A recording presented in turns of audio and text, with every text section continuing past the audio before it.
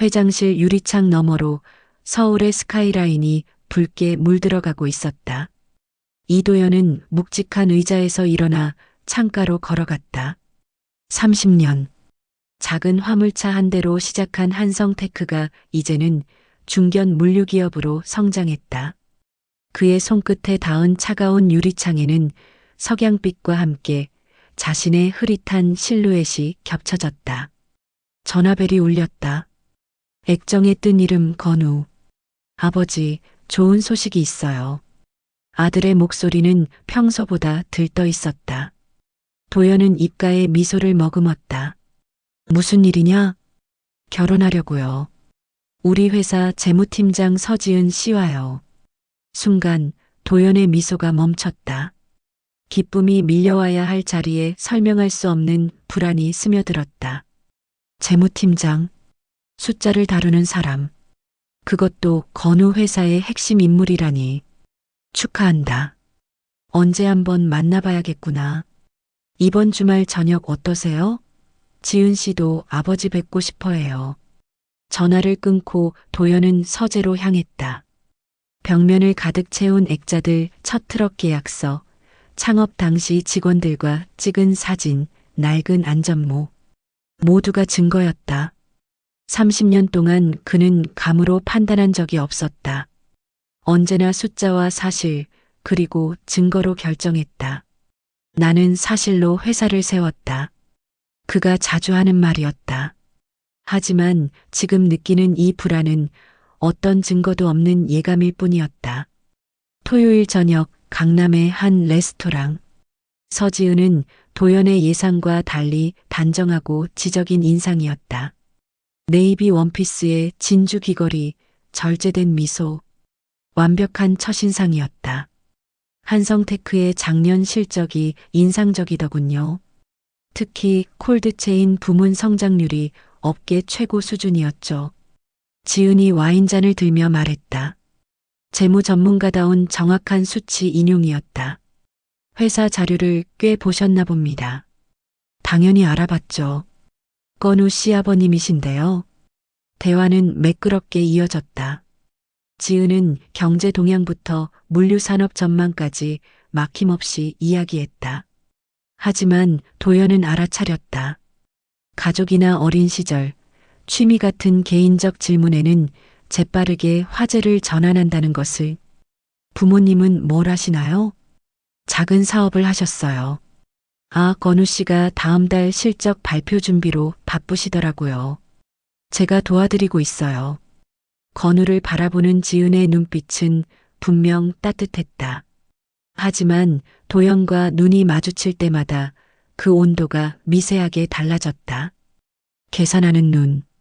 도연은 그런 눈빛을 수없이 봐왔다.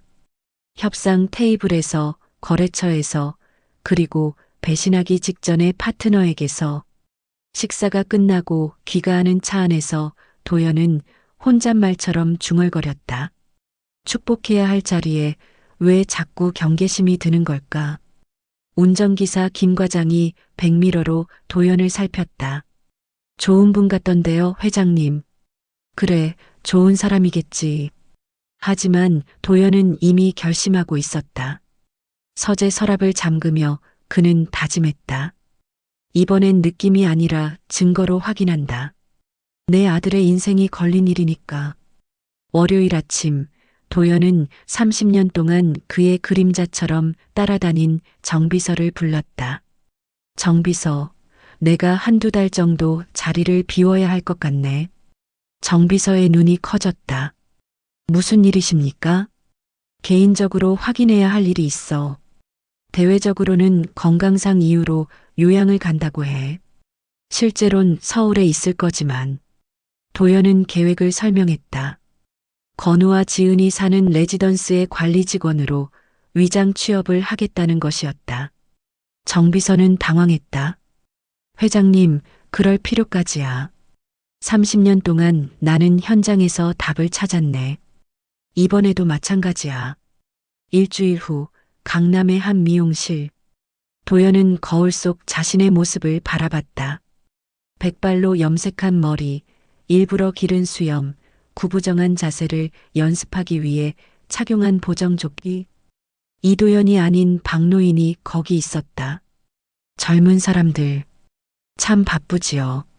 그는 거울을 보며 말투를 연습했다. 느린 호흡, 떨리는 듯한 어미, 노인 특유의 공손하면서도 거리를 두는 말투. 레지던스 관리사무소. 면접을 보는 소장은 이력서를 훑어봤다. 박노인 씨, 일흔이시네요. 이 나이에 왜 일을? 연금이 적어서요. 그래도 몸은 튼튼합니다. 경력은? 물류 현장 관리? 네, 창고나 물류센터에서 20년 넘게 야간 순찰을 했습니다. 거짓은 아니었다.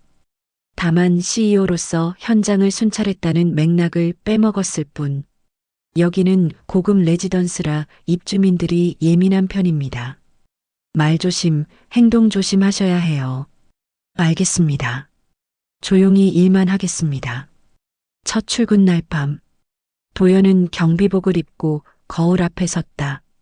한성테크 회장 이도연은 사라지고 야간 경비원 박노인만 남았다. 관리소장이 업무를 설명했다. CCTV 모니터링, 택배 물품 관리, 차량 출입 통제, 순찰 일지 작성. 도연은 물류 시스템을 다뤄본 경험 덕분에 금세 익숙해졌다. 박 선생님, 나이에 비해 일 처리가 빠르시네요. 동료 경비원이 감탄했다. 오래 해본 일이라서요. 새벽 2시 첫 순찰. 도연은 레지던스 곳곳을 돌며 구조를 파악했다. 15층 건우의 집, CCTV 사각지대, 비상계단 위치, 주차장 구조. 모든 것을 머릿속에 입력했다. 순찰 일지를 작성하며 도연은 신분증을 꺼내봤다. 박노인 70세. 오늘부터 내 이름은 증거다. 그는 낮은 목소리로 중얼거렸다. 정비서에게서 온 메시지를 확인했다. 건우 이사님께 연락드렸습니다. 해외 투자권 정리로 2달간 연락이 어렵다고 전했습니다. 도연은 휴대폰을 끄고 경비실 의자에 앉았다. 이제 시작이었다. 회장이 아닌 경비원으로서, 아버지가 아닌 관찰자로서 그는 진실을 마주할 준비를 마쳤다. 근무 시작 일주일째, 도연은 서지은을 처음 가까이에서 마주했다. 아침 7시 출근길에 지은은 검은 정장에 트렌치코트를 걸쳤다. 엘리베이터 앞에서 기다리던 그녀 옆에 도연이 섰다. 좋은 아침입니다. 도연이 공손히 인사했지만 지은은 휴대폰만 보며 고개만 살짝 끄덕였다. 엘리베이터 안, 도연이 15층 버튼을 누르려 하자 지은이 차가운 목소리로 말했다. 경비실은 지하 아닌가요? 15층 복도 전등 점검이 있어서요. 아침부터요? 의심 섞인 눈초리였다. 도연은 굽은 허리를 더 숙이며 답했다. 입주민 출근 전에 끝내야 해서. 죄송합니다. 15층에 내린 도연은 복도를 천천히 걸으며 전등을 확인하는 척했다. 잠시 후 지은이 집에서 나왔다. 건우는 이미 나간 모양이었다. 지은은 도연을 스쳐 지나가며 중얼거렸다. 매일 이 시간에 오지는 마세요. 거슬려요. 오후 3시 주차장. 한 입주민이 무거운 이삿짐을 옮기고 있었다. 도연이 다가가 도우려 하자 지은이 차에서 내렸다. 아주머니, 저희 관리사무소에 연락하셨어요? 이사 신고는 하셨죠? 아, 그게 갑자기 일이 생겨서. 규정은 지켜주셔야죠. 지은의 말투는 날카로웠다. 도연이 끼어들었다. 제가 도와드릴게요. 신고는 나중에. 박 선생님, 규정을 어기면서 도와주는 건 직무유기예요. 지은이 도연을 쏘아봤다. 그 눈빛에는 경멸이 섞여 있었다. 저녁 7시 건우가 귀가했다. 도연은 주차장 CCTV 모니터를 보고 있었다. 화면 속 건우가 차에서 내리자 지은이 환한 미소로 맞았다. 불과 4시간 전 주차장에서 보인 차가운 표정은 온데간데 없었다. 오빠 피곤하지? 저녁 준비해놨어. 고마워. 오늘도 야근했구나? 오빠 기다리는 건 야근이 아니지. 도연은 노트에 메모했다. 19시 7분 표정 전환. 소요시간 1.2초. 목소리 톤 3도 상승. 신체 접촉 3회. 다음날 오전, 도연은 우편물 정리를 하다가 지은과 마주쳤다. 서 팀장님, 혹시 허리가 안 좋아서 이 상자 좀 들어주실 수? 그런 건 젊은 직원한테 부탁하세요. 다들 바쁘셔서. 저도 바빠요. 지은은 힐소리를 높이며 지나갔다. 하지만 바로 그 순간 뒤에서 건우의 목소리가 들렸다. 지은아, 출근 안 했어? 지은이 돌아서는 순간 그녀의 얼굴에 다시 미소가 번졌다. 오빠, 깜빡하고 서류를 놓고 가서 같이 가자. 도연은 두 사람이 손을 잡고 걸어가는 모습을 지켜봤다. 사랑하는 연인의 모습. 하지만 불과 10초 전 자신에게 보인 차가운 시선이 겹쳐졌다. 경비실로 돌아온 도연은 노트를 펼쳤다. 일주일간의 기록이 빼곡했다. 경비원, 청소직원, 노인 입주민 냉담, 회피, 무시. 건우, 고위직 입주민 친절, 적극적, 밝음. 태도 전환 패턴 일관성 있음. 상대의 지위에 따라 즉각 반응. 내가 편견에 빠진 건가?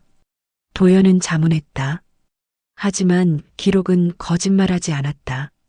숫자도 시간도 반복되는 패턴도. 밤 11시 순찰 중이던 도연은 복도에서 통화하는 지은의 목소리를 들었다. 내일?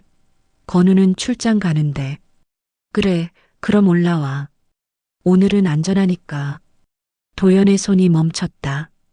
건우의 출장은 모레였다. 그는 수첩의 날짜와 시간, 그리고 들은 대화를 정확히 기록했다. 건우가 3일간 도쿄 출장을 떠난 날 오후 2시 도연은 경비실 CCTV 앞에 앉아 있었다. 화면 속으로 낯선 남자가 들어왔다.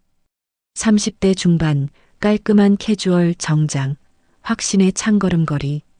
남자는 곧장 엘리베이터로 향했다. 14시 7분 남성 1인 입장. 외부인. 차량 없음.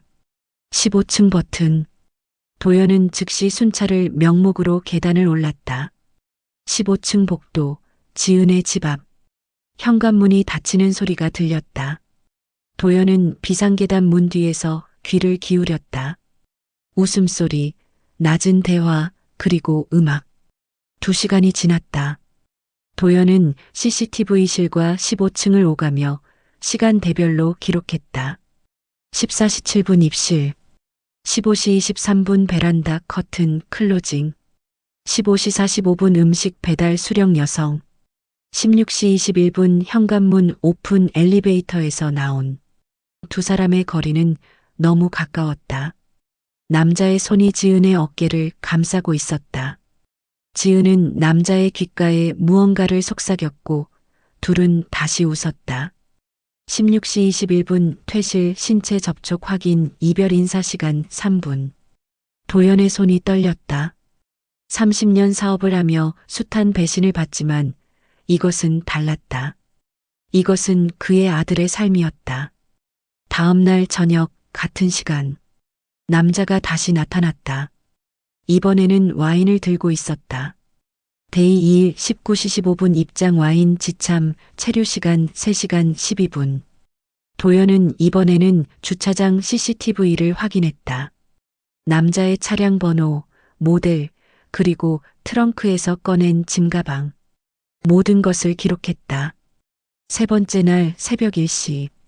도연은 야간 순찰 중 15층 복도에서 발소리를 들었다. 지은의 집에서 남자가 나왔다. 새벽 출근이라기엔 너무 조용한 발걸음이었다. 데이 3일. 1시 7분 퇴실 체류 시간 5시간 초과 새벽 귀가 형태. 도연은 경비실로 돌아와 노트를 펼쳤다. 3일간의 기록이 한 가지 사실을 가리키고 있었다. 이것은 우연한 만남이 아니었다.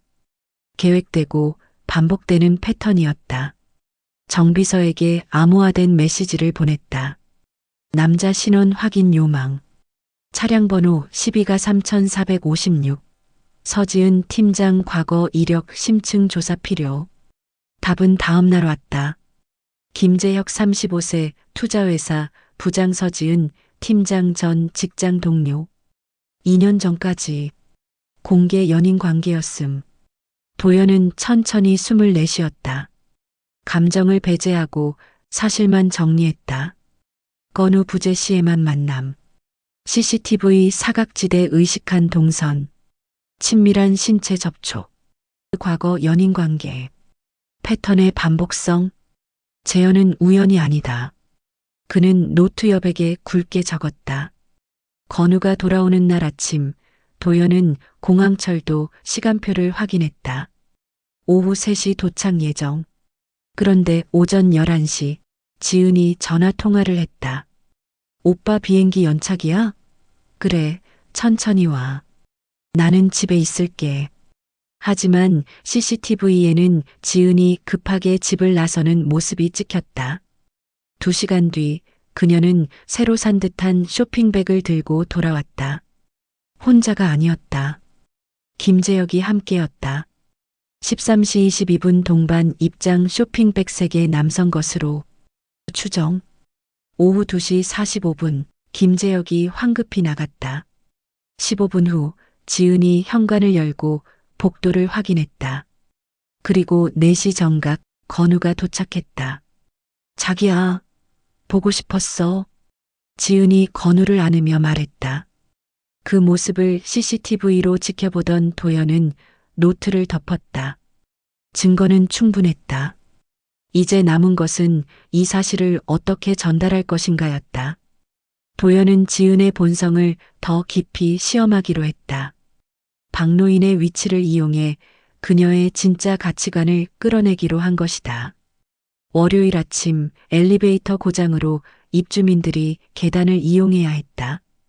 도연은 일부러 계단 중간에서 힘겹게 숨을 몰아쉬는 척했다. 괜찮으세요? 한 젊은 입주민이 걱정스럽게 물었다. 네, 괜찮습니다. 감사합니다. 바로 그때 지은이 올라왔다. 왜 계단을 막고 계세요? 비켜주세요. 죄송합니다. 잠시만. 출근 시간인데 이러시면 곤란해요. 지은은 도연을 밀치듯 지나갔다. 뒤따라오던 입주민이 혀를 찼다. 저 사람 맨날 저래요. 건물에서 제일 불친절해. 화요일 오후 도연은 경비실 앞에서 도시락을 먹고 있었다. 지은이 택배를 찾으러 왔다. 박 선생님, 밖에서 드시면 보기 안 좋아요. 안에서 드세요. 경비실이 좁아서 냄새가 날까봐. 그래도 입주민들이 보면 불쾌해해요. 그녀는 택배를 들고 가다가 다시 돌아왔다. 그리고 이거 왜 이렇게 구겨졌어요? 택배 관리도 제대로 안 하시네. 죄송합니다. 택배 기사님이 그렇게 두고 가셔서 핑계 대지 마세요. 당신 일이잖아요. 수요일 도연은 일부러 지은 앞에서 정비서와 통화했다. 서지은 팀장 평판 조사 결과입니다. 도연은 보고서를 읽었다. 전 직장 평가 유능하나 인간관계 문제. 목적 달성을 위한 선택적 공감 반복 언급. 상사에겐 완벽, 부하에겐 가혹. 개인 이익과 팀 성과를 분리 못함. 목요일 저녁 주차장에서 유모차를 끌던 입주민이 경사로에서 미끄러질 뻔했다. 도연이 재빨리 유모차를 잡았다.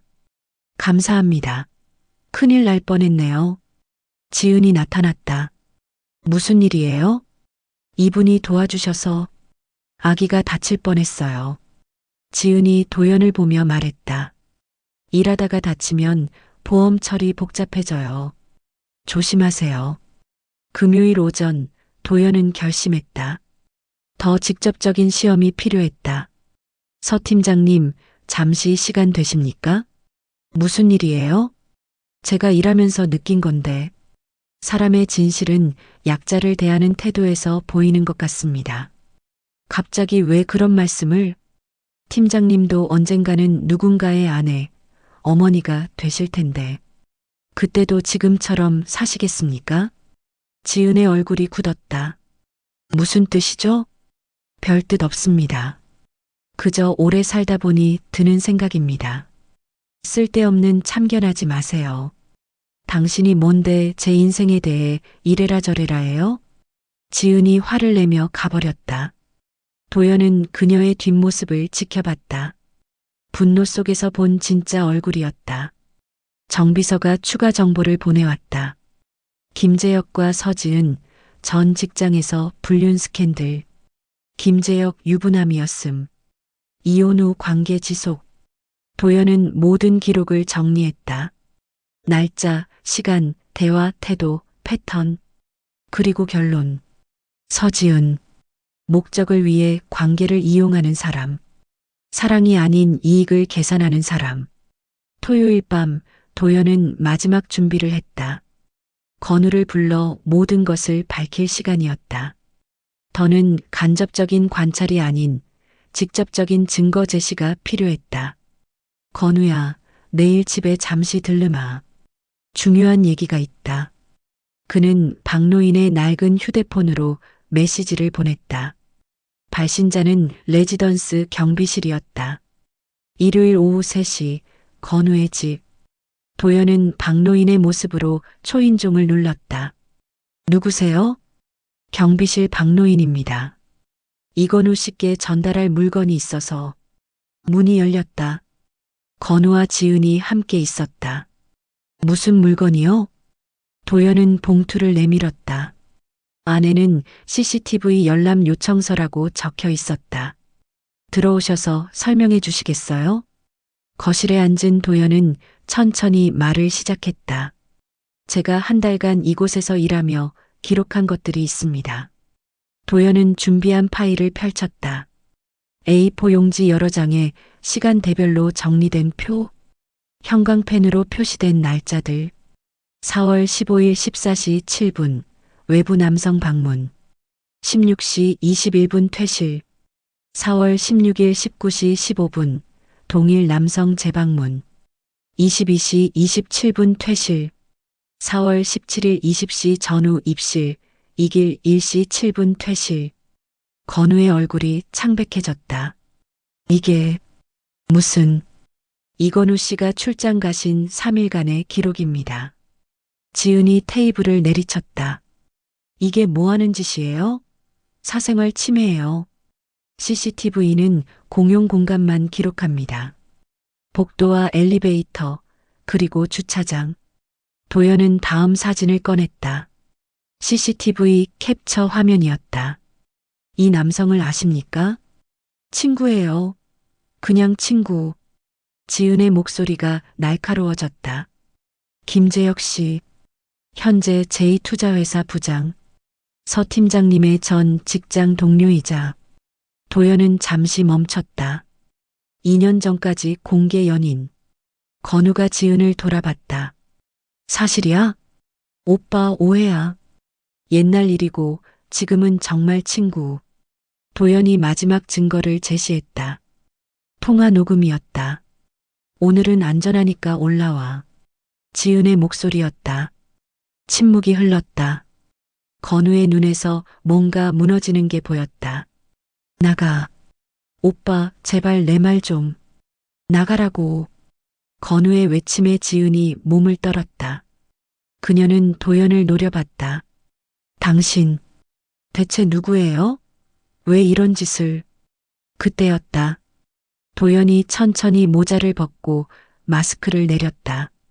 그리고 구부렸던 허리를 폈다. 아, 아버님? 지은이 충격으로 주저앉았다. 건우도 믿기지 않는다는 표정이었다. 아버지, 정말 아버지세요? 도연은 담담히 말했다. 나는 판단하지 않았다. 단지 기록했을 뿐이다. 판단은 내가 해라. 건우의 눈에 눈물이 고였다.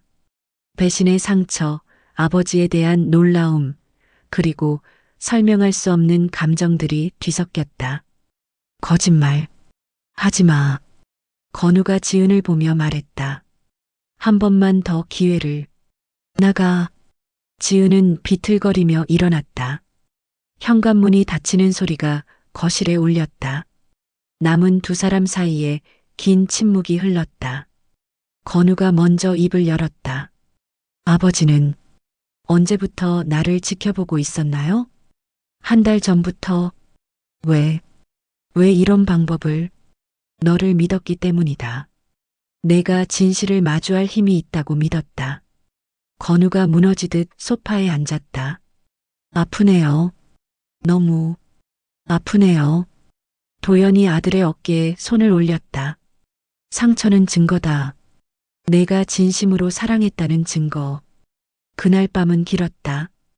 부자는 처음으로 모든 벽을 허물고 대화했다. 사랑에 대해, 신뢰에 대해, 그리고 진실의 무게에 대해. 새벽 4시까지 이어진 대화. 거실 테이블 위엔 비워진 술병들이 놓여 있었다. 아버지, 한 가지 물어봐도 될까요? 뭐든 물어봐. 제가 그렇게 믿음직스럽지 못했나요? 제 선택을 못 믿으셨나요? 도연은 천천히 고개를 저었다. 내 선택을 못 믿은 게 아니다. 내 느낌을 믿지 못했다. 30년 사업을 하며 배운 게 있다면 느낌만으로 판단하면 안 된다는 거였어. 그래서 증거를 찾으신 거군요. 그래. 내 인생이니까. 내 착각으로 내 행복을 망칠 순 없었다.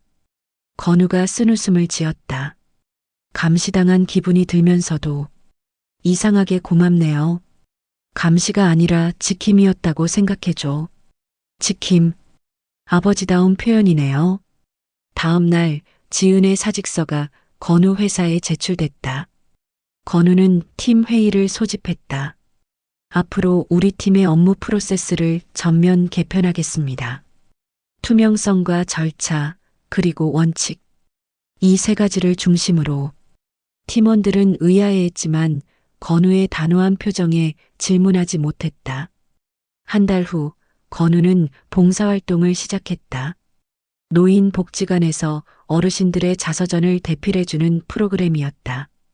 그곳에서 민지를 만났다. 어르신, 천천히 말씀하세요. 다 적어드릴게요. 민지는 떨리는 손으로 글을 쓰는 할머니 옆에서 조용히 기다리고 있었다. 저분이 누구예요? 건우가 복지관 직원에게 물었다. 아, 민지 씨요? 1년째 매주 오시는 자원봉사자예요. 듣기 참 잘하는 분이에요. 건우는 민지의 모습을 지켜봤다. 할머니의 느린 말에 맞춰 고개를 끄덕이며 때로는 손을 잡아주며 진심으로 경청하는 모습이었다. 안녕하세요. 저도 자서전 대필 봉사 신청했는데. 아, 네. 이쪽으로 오세요. 민지의 목소리는 차분했다. 화려하지 않지만 따뜻했다. 한편 도연은 한성테크의 새로운 시스템을 도입했다. 인간 중심 경영이라. 회장님, 갑자기 왜? 임원들이 의아해했다. 지금까지 우리는 숫자만 봤습니다. 이제는 사람을 봐야 합니다. 도연은 새로운 정책을 발표했다. 현장 직원 정기 간담회, 파트너사 윤리실사, 감정 노동자, 보호 프로그램, 내부 고충 처리 시스템. 숫자도 중요합니다. 하지만 그 숫자를 만드는 건 사람입니다. 2달 후 건우가 도연을 찾아왔다. 아버지, 소개할 사람이 있어요. 벌써? 아니요, 친구예요. 그런데 앞으로 더 가까워질 것 같아서. 건우는 민지와의 만남을 이야기했다. 지은이와는 정반대예요. 먼저 듣고 천천히 말하고 진심으로 공감해요. 한번 데려와. 밥이나 같이 먹자. 작은 식당에서 만난 민지는 소박했다. 긴장한 기색이 역력했지만 도연의 질문에 솔직하게 답했다. 건우 씨를 어떻게 생각하세요? 상처받은 사람 같아요. 그래서 더 조심스럽게 다가가려고요. 상처받은 걸 어떻게 알았죠? 들으면 알아요. 침묵의 깊이가 달라요. 도연은 미소를 지었다. 이번엔 느낌이 아닌 확신이 들었다. 마지막으로 도연은 레지던스를 찾았다. 경비실에 박노인의 경비복과 모자를 반납했다. 박 선생님, 그동안 수고하셨습니다. 소장이 인사했다. 이곳을 지켜주시는 여러분이야말로 수고가 많습니다. 도연은 경비원들을 둘러보며 말했다. 당신들이 지키는 이 문이 내 아들을 지켰습니다. 감사합니다. 1년 후 한성테크 창립 31주년 기념식. 올해의 경영 성과는 예년과 다릅니다. 도연이 연단에 섰다. 매출은 5% 감소했지만 직원 만족도는 40% 상승했습니다. 이직률은 반으로 줄었고 파트너사와의 관계는 더욱 견고해졌습니다. 박수가 터져 나왔다. 숫자만 쫓던 한성테크가 사람을 보기 시작하자 역설적으로 더 단단해졌다. 건우의 회사도 변했다. 그가 도입한 투명 경영 시스템은 업계의 모범 사례가 됐다. 우리는 속도보다 정확을, 성과보다 과정을 중시합니다. 건우의 프레젠테이션에 투자자들이 고개를 끄덕였다.